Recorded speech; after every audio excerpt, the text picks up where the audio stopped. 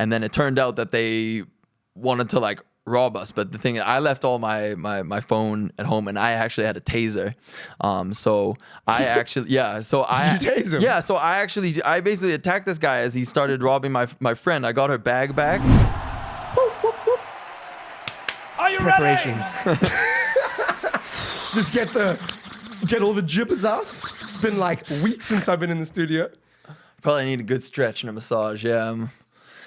The interview would have been like 3 times better. And I had.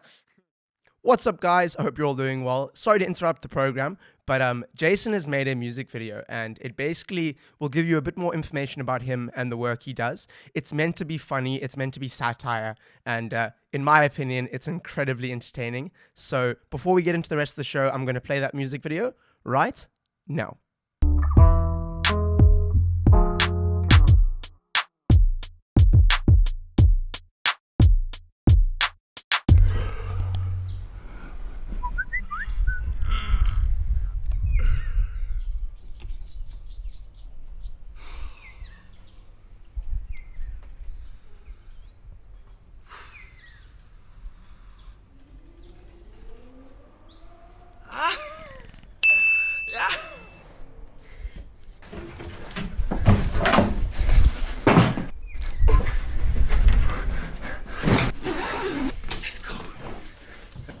Mom, I'm moving to Langa. I'll explain later, okay?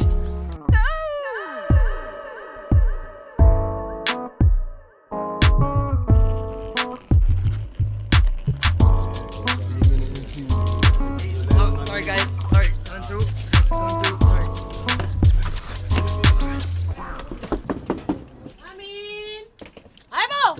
Sorry. Oh man, is as they say. Dingo Jason. Abanye bantu bandi bizum folofu. Kubi fane yamiti wolf. Dictate kusa njengomtana. Oneme nyaka emine. Kodwa andika tale. Who the fuck is this white dude? Does he even know what he's doing? Maybe not, but I've lived in the hood and spent the last decade trying to do good. Say, hey, didn't live party, Joe. If I say God, then why we hating? Say no need to fear, so what brings you here? I'm here to learn and unlearn, respect and giving is earned. Actually, what you gonna do though? I don't know, make some new bros and your videos. Oh, that's cool, bro, then I'm your guy, follow me, you'll see why. Alright. Your purpose, what's your why? I'm pushing integration, cause we the rainbow nation. Hey, there ain't no rainbow with the shit black people facing. Ubuntu means no me without you. So white colors and nations be facing it too. What you think we can do? Andas infondim, vamos kile, just on 17. Wanna view the room, full new size scheme. What's up, guys, and welcome to the Wide Awake podcast. My name is Joshua Rubin, and I'm your host for today. Today, I have a very interesting guest. He is a fellow white privileged Jew living in a South African township. It sounds a bit mean, but he told me to say that. Cool. I'm going to hand it over to you, man. Nice to meet you. Yeah, great to be here, Josh, and nice to meet you too. It's gonna be fun. Yeah, I mean, that was quite the intro. I'm telling you, but I had to tee it up for you. So easy, just had to knock it out the park. Exactly. So, nice American reference there. I think elaborate it on a little bit. Just tell me a little bit about yourself, where you come from, and a little bit about your background. Cool. So I was born in the States to South African parents, and they raised me there all the way up until university. I went to university at New York University, a very specialized program called the Gallatin School of Individualized Study. You basically make up your entire own education. And my mom had just moved back to South Africa in 2013, and I came and studied at UCT for a year in 2014. That's actually when I decided to move into a township for the first time in Khayelitsha. I stayed there for a year. We can get into some of that detail, but it had to do with me trying to get closer to the people that I was working with. I was growing a youth development foundation called Umbiozo. It was bringing together a variety of traditional song and dance youth groups. So these are like after school programs that keep the kids off the streets and healthily engaged. So I just was like, if I'm honest with myself, I don't know who I'm working with, and it would definitely be great to learn the language. So no better way than to just be in it. So that was back in 2014, and here we are in 2022, and I'm living in Langa Township, the oldest black township in Cape Town. Yeah. And as a white person, what is it like living in a township? I mean, it's not something that you see every day, especially someone that comes from America. I mean, what is it like now living in the townships? How has your experience been there? Yeah, well, firstly, I'm not even sure if everyone picks up that I'm American. I'm not sure if just some people's ears are more well attuned, but they certainly pick up on my skin color. And you definitely hear the word umlungu quite a bit. Which, I hear it every time I go to the township. Yeah, yeah, it's insane. It's a bit annoying, just like how racialized our worldviews are in this country still. But by the same token, once you get past some of those stereotypes, I think South Africans are also quite quick to pick up on common humanity and humility and all the sort of universal values that we commonly appreciate. So I think and especially being able to speak isiXhosa when I've moved into Langa, because my isiXhosa had improved quite a bit. I think that already breaks the ice very fast. And I love making jokes, so like they'll sometimes ask me what my clan name is. So Dipendula Njalo. I'm saying I respond as follows. Dilichadebe, umtimkulu, untlabethle zombini, umashwabata, umungane. When I washwabadele inkomo nempondo zayo. And what does that mean? So it's basically like, it's like saying the large tree, 2 ears. They're all like sort of symbolic references to ancestors. Because when you ask your clan name, you basically like uyazituta, you're like introducing your ancestors. And basically, it's just so ridiculous when I do it, because it's just so obvious that like I don't have a clan name and I'm clearly not Khadebe. So. And I think what you were saying is that the first thing people obviously notice is that you're white. And South Africa is still very racially divided, right? But I find when you go into a township, right? Obviously, the first thing they're going to notice is you're a white person. But with someone like you, I find you immerse yourself in the environment, And I think very quickly the fact that you're white disappears, especially when you know the local languages. Because I think that is a big dividing factor between most white South Africans and black South Africans, is that we speak different languages. But I think a lot of white people, especially me as well, in school I try to learn other languages. I could never grasp it. And I think we take for granted that a lot of people in the townships, when they speak to us, they're not speaking in their own language. And I think a lot of people really appreciate it when you come into their environment and you speak in their language. Yeah, no, 100%. And it's just so apparent, if you do what is the most basic, is also like, hello, how are you? I'm fine, thanks. Like I mean, anyone who does that, especially say in like a town environment, it brings a huge smile and delight to people. Now you can just imagine if you start to string some sentences together, they're like, Aibo, they're like, Kumani, who are you? Like, That's it. You don't necessarily need to learn an entire language, but just my cousin was trying to teach me Xhosa, and I could never grasp it. And the fact is, you don't need to learn the whole language, but just showing the fact that you're interested in learning and that you're trying often goes a long way. Yeah, exactly. Yeah, I think it has largely been about the lack of effort that's been made on the part of white society that is like so disparaging to black society and brown society. Obviously, those are broad, generalized categories at this day and age where there's so many immigrants and things like that. But it's just that always black and brown people have always had to make much more of an effort, even in the post-apartheid era. Like, they have to always do our mannerisms, speak English, et cetera. And there's always that power relation there too. You know, when people are often coming into town, they're coming as workers, you know, and they're reporting to bosses. And you have a paycheck that's like on the line when it comes to your conduct and what you say and voicing your opinions and things like that. So I think when you come in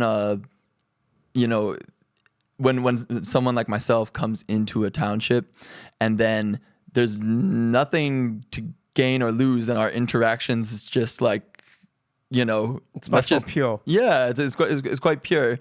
Obviously, I do work in the townships. That's been a big part of my reason that I moved to Langa. And so, that can get a bit complicated because like I do blur the lines of work and friendship and yeah.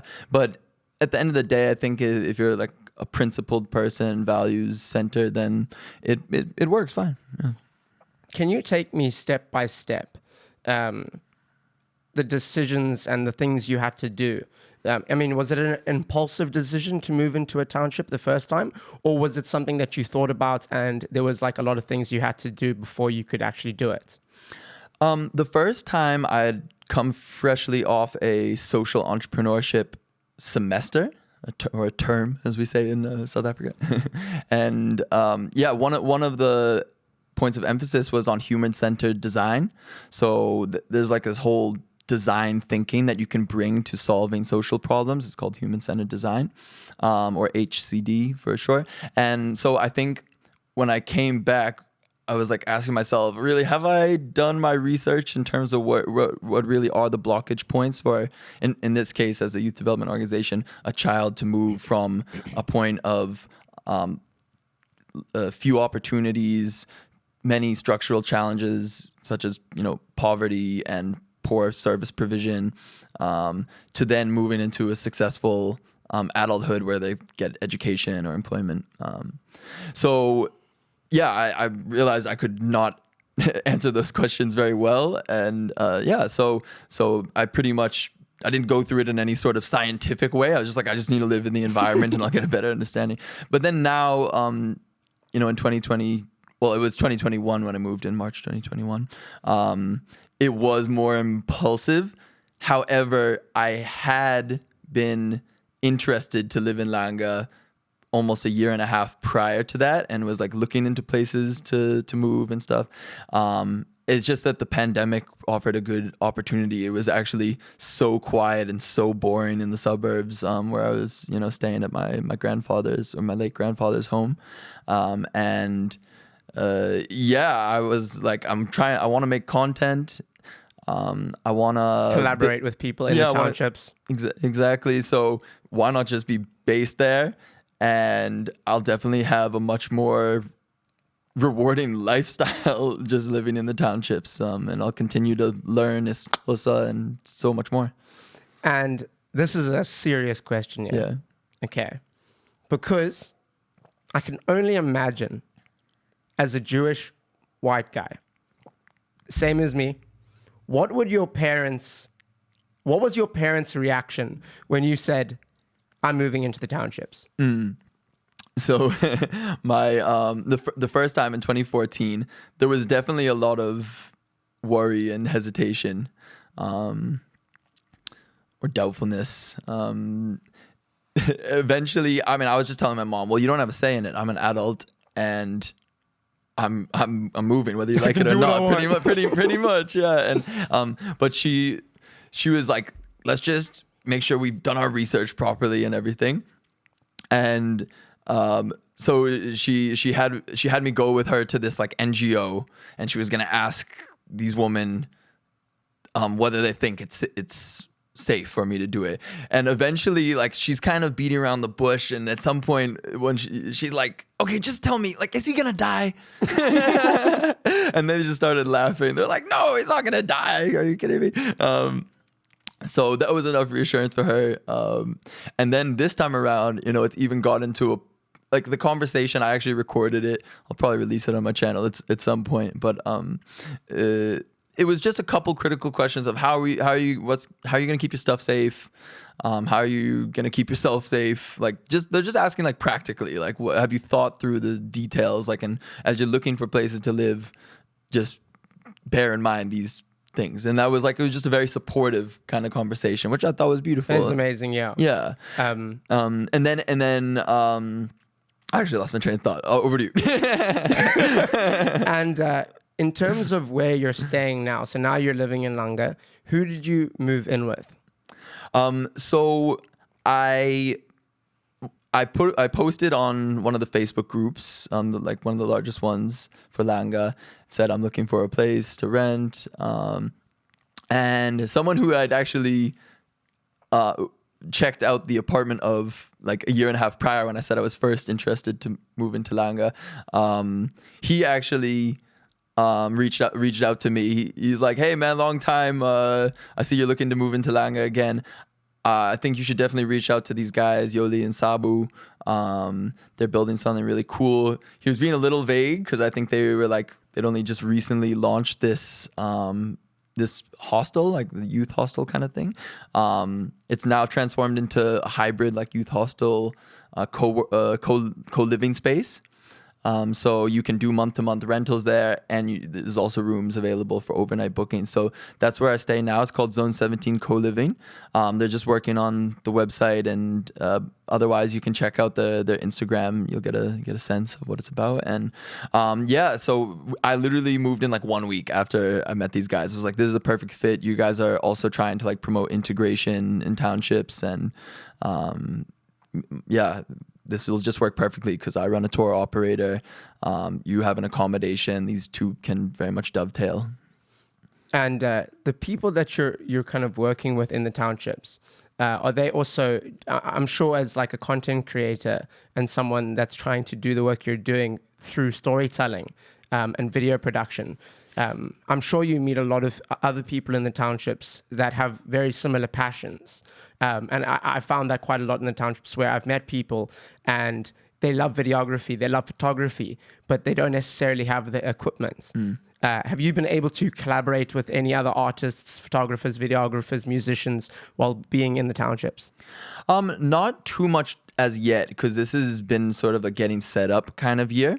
I did a lot of like videotaping my experiences because I wanted to do like a vlog that just showed how possible it is to live in these environments and thrive in these environments. And so it was pointed at me quite a bit, but then as different events were happening, I would sort of like volunteer. The thing is also, you don't want to necessarily lend your own equipment out because it's expensive, and that's like, I don't have like an infinite supply. When you're of working equipment. on a budget, your equipment is gold. Yeah, exactly. So but there are other filmmakers that I've networked with, and I have this like WhatsApp group chat. It's just like basically called Friends of Jason and Langa. And it's been cool because people have actually been sharing opportunities with each other. A lot of the different friends have known each other. Like there's quite a lot of overlapping circles, as is the case often in Langa because it's just such a small township.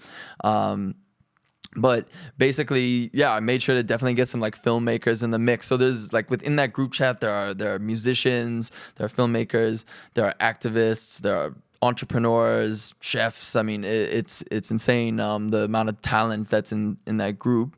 So that's like when you come and book an experience with my company, Side by Side Experiences, you get to like plug into that community and meet these people, hear their stories.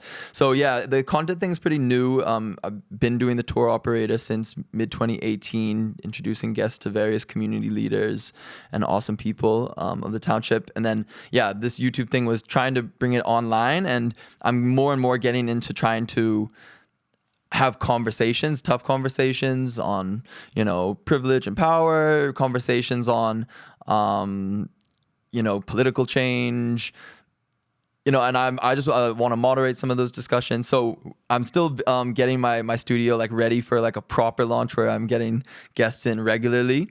And I do want to still have more conversations outside of the studio in natural environments and shorter clips. But I'm still sort of in just like an experimental phase. And yeah, you'll just have to stay tuned because you definitely will see more collabs. I'm building this coalition of creatives to help me It'd be with so this stuff. awesome to have like a strong filmmaking community, or just a creative community within the townships, And what are some of the most like wild experiences you've had while living in the townships? Well, I mean, I'm sure people are asking themselves, well, the whole reason why it's surprising for me to move in township is because of the danger factor, right? And firstly, there haven't been any break-in attempts where I stay. And I do keep a lot of like gear in my place. Remember, I have like my studio is based in my room. Yeah, you generally have to know like when you can go out and when you can't. So on one occasion, I think it was like Friday at like 10 p.m. Yeah, we left. My friend and I left just to go buy like a cigarette, but we couldn't find a place that was open. And we asked these guys, and then it turned out that they wanted to like rob us. But the thing is, I left all my phone at home, and I actually had a taser. So I actually, yeah. So I Did you tase him? Yeah. So I basically attacked this guy as he started robbing my friend. I got her bag back, but he'd already taken the phone out. So luckily, like nothing had happened. I can just imagine my mom and sister freaking out at this part of the video because they don't even know this. I didn't tell them closer to the time. They're probably gonna be like, move out of the township now. But yeah, I think the thing is, it hasn't deterred me because it's still the context of what happened there. Like local residents also don't go out at that time, and walk around. And have you, because I know, I mean, I've been in the townships when there's been protests and riots, and these things are quite common to see in the townships, Mm-hmm. I mean, have you been around when any of that's been going on? And then back in 2014, I'm trying to remember if I even told my sister and my family this story either. It's all coming out now, whatever. My housemate was supposed to be hosting a World Design Capital event in Khayelitsha at our co-working space. And because there was like a protest somewhere else in Khayelitsha, they decided to cancel that event. And that just seemed crazy to us because we're like, that's all the way over there. It's like nothing to do with what's happening where we're located. So I think we tried to overcompensate and like document like that you can even drive into this protest and it'll be fine. Meanwhile, I was driving a Bucky, like, which is a pickup truck, with like these stickers on the side or decals of drums, and it says Umbiozo, the name of my last organization, which means celebration. It looks so innocent. Yeah, unassuming and like innocent. Anyways, as soon as they saw like white skin, they suddenly thought it was like government because they're protesting service provision, whether their toilets are clogged or something like that. And somehow, like, I think the vast majority of those people protesting knew that I wasn't like government, but as soon as one person threw a rock, many started throwing a rock and like running toward the vehicle, and was like, whoa, and I just like kicked it into gear so fast and just drove away. So a couple rocks and like hit the car, but yeah, so don't drive into a protest. Exactly. The same thing happened to me, because I'm a documentary photographer, and I used to more than these days. I used to document quite a lot of protests and riots, and the one time I was in Joe Slovo. Do you know Joe Slovo Township? Mm-hmm. In Langa? No. Oh, there's another one Joe by Slovo's, Danoon or something? Or yeah, where is it? it's close to it's in Molnison. Okay. And I was in Joe Slovo, and I drove in with my car. So basically, what happened was I saw that there was a big pile of smoke coming out of the distance, and I heard that the bus was set alight. So I was like, I need to get to that smoke. And the quickest way to get to it was through the township. The longer way was to go around the township, which takes quite a lot longer. And I knew that by the time, if I went around, that it would be out. And I wanted to get video footage and photos of it on fire. And the way Joe Slovo is built is that there's a main road that goes straight through the middle, and it like divides the township. Yeah. And what I didn't know at the time was that there was people lined up all along that road throwing stones. But I was so focused on getting to the other side, and I just went straight through it. And suddenly, raining stones just fell upon my Volvo, and there's dents everywhere. It literally looks like someone's like graveled it, which basically it was. There was just there was just dents all over it. Any idea why they were doing that? Hit the window. They were just trying to keep people out of the township. Obviously, you've seen both kinds of living environments. But, you come from one background and now you're living in the other side. How has that changed your view on the world? Well, I think it's been a view of myself that's probably changed the most. Because I think when we grow up in these, privileged suburban environments, and also with like quite a lot of racial homogeneity. I mean, I'm referring to actually more to the suburb I grew up in the States. It was very white and very affluent and on average. And you sort of don't even realize how lucky you are in various respects.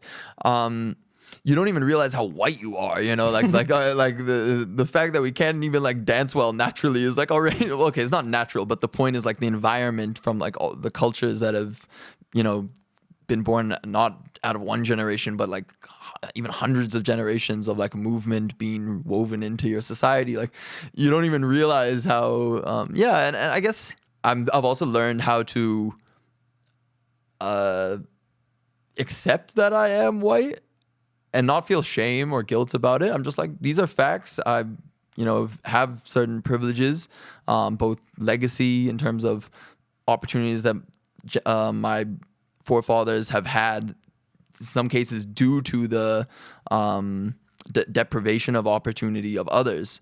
You see when it comes to competition in marketplaces and things like that, that already increases your chances of building affluence.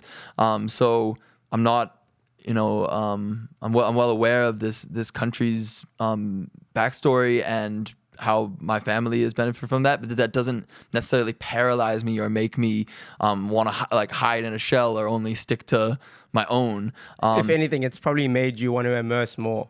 Yeah, I think so. I mean, I'm like, so that's why I'm sort of committed for the next foreseeable future to really have like so many of these hard conversations where people bring their various experiences, put them on the table, compare, contrast, get real. And I feel like that's just such a humbling experience for me to like see what other people experience and how basically just like how unfair it actually is, right? Like you just dealt the cards you're dealt at at the beginning of your life, and so many people don't recognize it as such. Some people start the race way further than others, and I somehow think it's our collective duty to get us all starting at the same starting point. Now, obviously, that gets into interesting questions of like, what are the limits or the extents of like, affirmative action and quote unquote reverse discrimination in order to, advantage groups. Obviously, that's very much necessary when a country has had such great injustice. Like you have to balance the scales. But then you also don't want to like go into areas whereby even if your CV is like way better than the next person's, like all the incentives are just to have the job be done poorly. That won't make society function well either. So these are like some of the interesting ideas that I still like am grappling with when it comes to like race, class, and culture, and how all these things feed into the phenomenon that we see and the privileges we enjoy and the disadvantages that we lament. So yeah. How has your view on connection changed? Like I said, I stay in a flat in Greenpoint, and I met my neighbors for the first time like months after moving in. And I always wanted to meet them because I knew they were young people, and I just never saw them. And when I did, it was like everyone is so quick to just run inside and be in their own space. How has that changed for you since moving from a more privileged area into the township? Like, how has your view on connection changed? Yeah, I mean, my view on connection. Well, firstly, my experience on connection. Firstly, I mean, especially in the pandemic, and even now, where it takes on a more pre-pandemic feeling, it is what you described, and I also really didn't like that. I do think it is still up to you to just like we all sort of recognize we're it's like this double think that's sort of happening, and all you have to do is just be like, no, fuck it, I'm gonna just go and introduce myself, I'm gonna go knock on the door. And I've like done that actually before in like in Fresnay, but by and large it feeling like, what's it for? What are we gonna talk about? The fact that you have to make the conscious effort to go, today I'm gonna go speak to my neighbors, where it should really be just such a natural thing. Yeah. And so in the townships, I mean, it also has to do with class, and the levels of poverty, right? So it would be different if these people had homes with garages and washing machines and everything that you could conceivably want within your contained unit. But that's not the reality on the ground. So people are outside doing their things, and then they chat. And besides that, I mean, especially in Langa, which is historic, it's got several generations. So some of your neighbors, if you're, let's say, 60 or 70 years old now, you've been growing up with some of them since you were a child, and that's incredibly meaningful, and naturally it becomes this web of connection. So I think also just the rate at which people move from different areas is also a big factor when it comes to that. But I mean, from a first-hand experience, it's lovely, man. I mean, I love the fact that I can go outside and get interaction anytime I want. There's always people standing outside, chatting, playing board games, or cards. Others, at a shebeen having a drink. You can literally go outside, like, and within a very small radius find interaction to be like, whether it's a grandmother, whether it's a little child, there's a shadow side to some of that stuff, right? Like the fact that the kids are on the streets, like, is a problem. Like, they should be engaged in like healthy activities where there's positive role modeling happening for them and supervision. So, and same thing for some of those like amapara, the street thugs, like they're probably spending more time on the street doing things that are not productive for their futures than they should be, but I'm not gonna judge. That's just like the nature of how things have shaped up and how people are dealing with their circumstances, which I can never understand, from a third person standpoint. And just to end off, in terms of your stay in Langa, how long do you think you'll be living in the townships? Do you think you'll stay there indefinitely? And do you ever see yourself living somewhere else? Yeah, so for the foreseeable future, I'm going to be in Langa. Yeah, I'm loving it that much. But I'm so passionate about South Africa and about like Langa in particular, the townships at large, but like, I love Langa so much. It's like insane. Amazing, man. Well, thank you so much for coming down to the studio today. It's been absolutely awesome getting to know you and chatting about the stuff you do. Very, very amazing stuff. Thank you, brother. I appreciate it. Thanks again. Shout out to all you guys. Like, subscribe, smash that subscribe button. Yes, actually, that's a good point. Definitely like the video. I swear, no one likes videos anymore. Yeah, what's up with you guys? What's up? Did you like it? Then Did you like it. Okay, amazing. Well, thanks for watching, guys. I hope you enjoyed this episode of the Wide Awake podcast, and I'll see you next week. Cheers.